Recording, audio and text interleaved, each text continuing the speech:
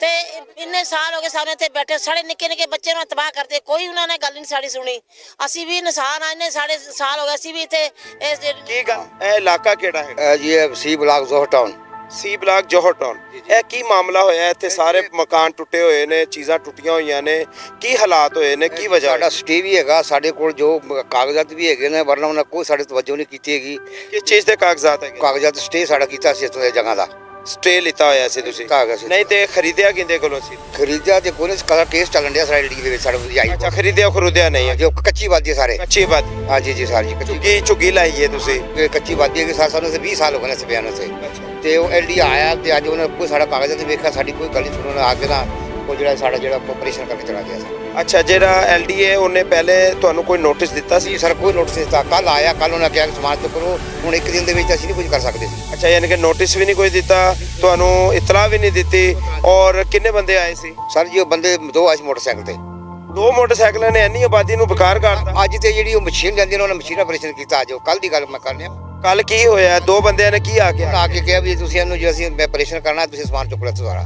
ਦੱਸੋ ਨਾ ਕਿ ਵੀ ਇੱਕ ਦਿਨ ਪਹਿਲੇ ਆ ਕੇ ਦੱਸਿਆ ਉਹਨਾਂ ਨੇ? ਨਹੀਂ ਦੱਸਿਆ, ਇੱਕ ਦਿਨ ਦੱਸਿਆ, ਇੱਕ ਦਿਨ ਸਮਾਨ ਦੇਣਾ। ਅੱਛਾ, ਤੁਹਾਡਾ ਸਟੇ ਜਿਹੜਾ ਹੈਗਾ ਉਹ ਖਤਮ ਹੋ ਗਿਆ ਜਾਂ ਹੈ? ਜੀ ਖਤਮ ਨਹੀਂ। ਜ਼ਰਾ ਸਟੇ ਵੀ ਲਿਆ ਕੇ ਦਿਖਾਓ ਮੈਨੂੰ। ਬਸ ਦਿਖਾ ਦੇਣਾ ਸਟੇ ਹੋਣੇ। ਠੀਕ ਹੈ। ਔਰ ਕੀ ਮਾਮਲਾ ਹੁਣ ਅੱਗੇ ਦਾ ਕਰਨਾ ਚਾਹੁੰਦੇ ਹੋ ਤੁਸੀਂ? ਕਾਮੇ ਬਾਲਾ ਨੂੰ ਕੀ ਅਪੀਲ ਕਰਨਾ ਚਾਹੁੰਦੇ ਹੋ? ਤੁਹਾਡੀ ਜਿਹੜੀ ਗੱਲ ਹੈਗੀ ਹੈ ਉਹ ਮਰੀਮ ਨਵਾਜ਼ ਸਾਹਿਬਾ ਵੀ ਸੁਣ ਰਹੀ ਹੈ। ਅਸੀਂ ਗਰੀਬ ਬੰਦੇ ਆ ਸਰ ਜੀ, ਅਸੀਂ ਇਹ ਕਹਿੰਦੇ ਵੀ ਸਾਨੂੰ ਕੋਈ ਜਗ੍ਹਾ ਮਿਲ ਜਾਵੇ ਜਿਹੜੀ 4-4 5-5 ਮਰਲੇ ਸਾਨੂੰ ਬੱਚੇ ਸਾਡੇ ਟਿਕਣ ਸਾਡੇ ਕੋਲ ਕੋਈ ਨਹੀਂ ਹੈਗਾ। ਅਸੀਂ ਜਿਹੜਾ ਨਾ ਮਰੀਮ ਨਵਾਜ਼ ਨੂੰ ਵੋਟ, ਅਸੀਂ ਮਰੀਮ ਨਵਾਜ਼ ਨੂੰ ਦਿੱਤੇ, ਕੰਪਲੇਨਾਂ ਕੀਤੀਆਂ, ਅਸੀਂ ਸਾਰੀ ਰਾਤ ਸਰਦੀਆਂ 'ਚ ਤੁਹਾਡੇ ਸ਼ਨਾਖਤੀ ਕਾਰਡ ਕਿੱਧਰ ਦੇ ਬਣੇ ਹੋਏ ਇਹਦੇ ਬਣੇ ਨੇ ਸਾਡੇ, ਇੱਧਰ ਦੇ ਬਣੇ ਹੋਏ ਨੇ ਸਾਰਿਆਂ ਦੇ ਵੋਟ ਸਾਡੇ ਇੱਥੇ ਦੇ ਨੇ। ਤੇ ਬਕਾਇਦਾ ਅਸੀਂ ਵੋਟ ਵੀ ਨੂਨ ਲੀਗ ਨੂੰ ਦਿੱਤਾ ਹੈ। ਤੇ ਜਿਹੜੇ ਇੱਥੇ ਦੇ ਕਬਜ਼ੇ ਗਰੁੱਪ ਹੈ ਨਾ, ਉਹ ਕਬਜ਼ਾ ग्रुप माफिया जड़ा वो पैसे भर के ये जी बुजुर्ग ने स्टे दिखाया है। ये स्टे लिया था अदालत से 18/9/2023 का स्टे था और उसके बाद ये नोटिस अदालत की तरफ से एलडीए को दिया गया, सेक्रेटरी एलडीए और अपना ऑफिसर को 30/1/2024 को। ये अदालत में इनका केस चल रहा है।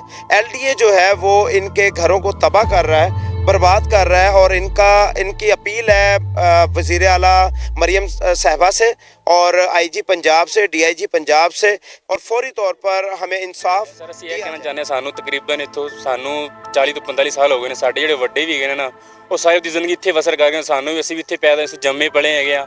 ਨਾਲ ਦੀ ਵਸਤੀ ਅਸੀਂ ਵੀ ਵੇਖ ਰਹੇ ਹਾਂ, ਸਦੀਆਂ ਤੋਂ ਪੱਕੀ ਹੋ ਗਈ। ਤੇ ਸਾਡਾ ਇਸ ਤੋਂ ਪਹਿਲੇ ਕੇਸ ਲੱਗਿਆ ਹਾਈ ਕੋਰਟ ਦੇ ਵਿੱਚ ਤਕਰੀਬਨ 40-45 ਸਾਲ ਤੋਂ, ਤੇ ਸਾਨੂੰ ਕੋਈ ਮੌਕਫ ਨਹੀਂ ਦਿੱਤਾ ਜਾ ਰਿਹਾ, ਨਾ ਸਾਡੇ ਹਕੂਕ ਪੂਰੇ ਕੀਤੇ ਜਾ ਰਹੇ ਨੇ। ਬਲਕਿ ਬਕਾਇਦਾ ਸਾਡਾ ਹਾਈ ਕੋਰਟ ਦੇ ਵਿੱਚ ਕੇਸ ਲੱਗਿਆ ਹੋਇਆ ਹੈ, ਨਾ ਸਾਨੂੰ ਕੋਈ ਨੋਟਿਸ ਦਿੰਦੇ, ਨਾ ਕੁਛ ਦਿੰਦੇ ਨੇ। ਆ ਜਾਂਦੇ ਨੇ, ਆਪਰੇਸ਼ਨ ਕਰਕੇ ਚਲੇ ਜਾਂਦੇ ਨੇ। ਹਾਈ ਲੈਵਲ 'ਤੇ ਪਤਾ ਕਰਦੇ, ਹਾਈ ਲੈਵਲ ਕਹਿੰਦੇ ਸਾਨੂੰ ਅਸੀਂ ਕੋਈ ਇਸ ਤਰ੍ਹਾਂ ਨੋਟਿਸ ਨਹੀਂ ਦਿੱਤਾ। ਤੇ ਜਿਹੜੇ ਛੋਟੇ ਲੈਵਲ 'ਤੇ ਹੈਗੇ ਨੇ, ਇਹ ਕਬਜ਼ਾ ਮਾਫੀਆ ਨਾਲ ਮਿਲ ਕੇ ਇੱਥੇ ਆਉਂਦੇ ਨੇ, ਆਪਰੇਸ਼ਨ ਕਰ ਜਾਂਦੇ ਨੇ। ਤੇ ਅਸੀਂ, ਤੁਸੀਂ ਆਪ ਦੇਖ ਸਕਦੇ ਹੋ ਕੀ ਹਾਲਾਤ ਨੇ ਉੱਥੇ ਮੌਸਮ ਦੇ। ਤੇ ਬੇਯਾਰੋ ਮਦਦਗਾਰ ਖੁੱਲ੍ਹੇ ਅਸਮਾਨ ਥੱਲੇ ਸਾਰੇ ਛੋਟੇ ਛੋਟੇ ਬੱਚੇ, ਤੇ ਕਿਸ ਤਰ੍ਹਾਂ ਅਸੀਂ ਗੁਜ਼ਾਰਾ ਕਰਾਂਗੇ? ਤੇ ਅਸੀਂ ਆਲੇ ਜਿਹੜੇ ਹੁਕਾਮ ਹੈਗੇ ਨੇ, ਵਜ਼ੀਰ ਆਲਾ ਪੰਜਾਬ ਜਿਹੜੀ ਹੈਗੀ ਮਰੀਮ ਨਵਾਜ਼ ਸਾਹਿਬਾਂ ਨੂੰ ਅਸੀਂ ਅਪੀਲ ਹੈਗੀ ਹੈ ਤੇ ਸਾਨੂੰ ਸਾਡੇ ਪੂਰੇ ਹਕੂਕ ਦਿੱਤੇ ਜਾਣ ਤੇ ਸਾਡੇ ਮੌਕਫ ਪੂਰੇ ਕੀਤੇ ਜਾਣ। ਅਲਹਮਦੁਲਿਲਾ ਅਸੀਂ ਇਹਨਾਂ ਨਾਲ ਪੂਰੀ ਕੰਪੇਨ ਕੀਤੀ, ਚਲਾਈ ਹੈਗੀ ਹੈ ਤੇ ਪੂਰੀ ਸਪੋਰਟ ਕੀਤੀ ਨੂਨ ਲੀਗ ਨੂੰ। ਅਸੀਂ ਵੋਟ ਪਾਇਆ ਹੈਗਾ, ਸਾਡਾ 400-500 ਵੋਟ ਹੈਗਾ ਇੱਥੋਂ ਦਾ, ਤੇ ਅਸੀਂ ਭਰਪੂਰ ਤਰੀਕੇ ਨਾਲ ਨੁਮਾਇੰਦਗੀ ਕੀਤੀ ਹੈਗੀ। ਤੇ ਸਾਨੂੰ ਫਿਰ ਵੀ ਇਹ ਸਾਡੇ ਹਕੂਕ ਪੂਰੇ ਨਹੀਂ ਕੀਤੇ ਜਾ ਰਹੇ ਹੈਗੇ ਨੇ। ਅਸੀਂ ਰਿਕੁਐਸਟ ਕਰਦੇ ਹਾਂ, ਅੱਜ ਪੰਜਾਬ ਨੂੰ ਵੀ ਰਿਕੁਐਸਟ ਕਰਦੇ ਹਾਂ, ਤੇ ਜਿਹੜੇ ਇੱਥੋਂ ਦੇ MP MN ਉਹਨਾਂ ਨੂੰ ਰਿਕੁਐਸਟ ਕਰਦੇ ਸਾਨੂੰ ਜਿਹੜੇ ਹਕੂਕ ਨੇ, ਜਿਹੜੇ ਤੁਸੀਂ ਸਾਰੇ ਵਾਅਦੇ ਕੀਤੇ ਤੁਸੀਂ ਪੂਰੇ ਕਰੋ। ਹੁਣ ਸਾਡੇ ਕੋਲ ਆਏ ਨੇ, ਸਾਨੂੰ ਕਹਿੰਦੇ ਤੁਸੀਂ ਜੋ ਕੁਝ ਕਹੋਗੇ ਨਾ ਅਸੀਂ ਤੁਹਾਡੀ ਵਾਅਦੇ ਪੂਰੇ ਕਰਾਂਗੇ। ਜਦੋਂ ਅਸੀਂ ਜਾਂਦੇ ਹਾਂ ਸਾਨੂੰ ਕੋਈ ਰਿਲੀਫ ਨਹੀਂ ਦਿੰਦੇ ਹੈਗੇ ਨੇ, ਕੋਈ ਸਾਡਾ ਮੌਕਫ ਹੀ ਨਹੀਂ ਸੁਣਦੇ ਹੈਗੇ ਨੇ। ਠੀਕ ਹੈ ਜੀ, ਕਰ ਦਿੰਦੇ ਆ ਅੱਗੇ ਪਿੱਛੇ, ਵੋਟਾਂ ਦੇ ਪਿੱਛੇ ਸਾਡੇ ਪਿੱਛੇ ਫਿਰਦੇ ਹੁੰਦੇ ਨੇ। ਜਦੋਂ ਸਾਡਾ ਕੰਮ ਆਉਂਦਾ ਉਦੋਂ ਸਾਡੀ ਕੋਈ ਸੁਣਦਾ ਹੀ ਨਹੀਂ ਹੈਗਾ। ਅਸੀਂ ਜਿੱਧਰ ਵੀ ਜਾਈਏ ਉਹ ਸਾਨੂੰ ਟਰੱਕ ਦੀ ਬੱਤੀ ਪਿੱਛੇ ਲਾ ਦਿੰਦੇ ਨੇ। ਠੀਕ ਹੈ ਜੀ, ਕਰਦੇ ਆ ਤੇ ਜਿਹੜਾ ਟਾਈਮ ਹੁੰਦਾ ਕੰਮ ਕਰਨ ਦਾ ਉਦੋਂ ਆਉਂਦੇ ਨੇ, 5 ਸਾਲ ਬਾਅਦ ਇਕੱਠੇ ਹੋ ਜਾਂਦੇ ਨੇ। ਠੀਕ ਹੈ ਜੀ, ਤੁਸੀਂ ਅੱਜ ਤੁਹਾਡੀ ਬੜੀ ਫੇਵਰ ਕਰਦੇ ਹਾਂ, ਤੁਸੀਂ ਸਾਡੇ ਪਾਕਿਸਤਾਨੀ ਹੋ, ਮੁਸਲਮਾਨ ਭਾਈ ਹੈਗੇ ਹੋ। ਜਦੋਂ ਕੰਮ ਲੰਘ ਜਾਂਦਾ ਫਿਰ ਸਾਨੂੰ ਤੁਸੀਂ ਕੌਣ ਅਸੀਂ ਕੌਣ ਹੈਗੇ ਆ। ਕਿਉਂਕਿ ਅਸੀਂ ਇਹੀ ਵਜ਼ੀਰ ਆਲਾ ਪੰਜਾਬ ਵਜ਼ੀਰ ਆਜ਼ਮ ਮੁਹੰਮਦ ਨਵਾਜ਼ ਸ਼ਬਾਜ਼ ਸ਼ਰੀਫ ਸਾਹਿਬ ਅੱਗੇ ਸਾਡੀ ਰਿਕੁਐਸਟ ਹੈਗੀ ਹੈ, ਸਾਡਾ ਮੌਕਫ ਪੂਰਾ ਕੀਤਾ ਜਾਵੇ ਤੇ ਸਾਨੂੰ ਹਕੂਕ ਸਾਡੇ ਪੂਰੇ ਕੀਤੇ ਜਾਣ। ਅਸੀਂ ਤਕਰੀਬਨ 60-70 ਕਾਰ ਬੇਯਾਰੋ ਮਦਦਗਾਰ ਖੁੱਲ੍ਹੇ ਅਸਮਾਨ ਥੱਲੇ ਪਿਆ ਤੇ ਉਹ ਬਾਰਿਸ਼ ਦਾ ਹੀ ਮੌਸਮ ਹੈਗਾ। ਅਸੀਂ ਕੀ ਕਰਾਂਗੇ, ਕਿੱਧਰ ਜਾਵਾਂਗੇ? ਅਸੀਂ ਛੋਟੇ ਬੱਚੇ ਹੈਗੇ ਨੇ, ਸਾਨੂੰ ਤਾਂ ਯਕੀਨ ਕਰੋ ਨਾ ਰੋਣਾ ਆ ਰਿਹਾ ਹੈਗਾ, ਅਫਸੋਸ।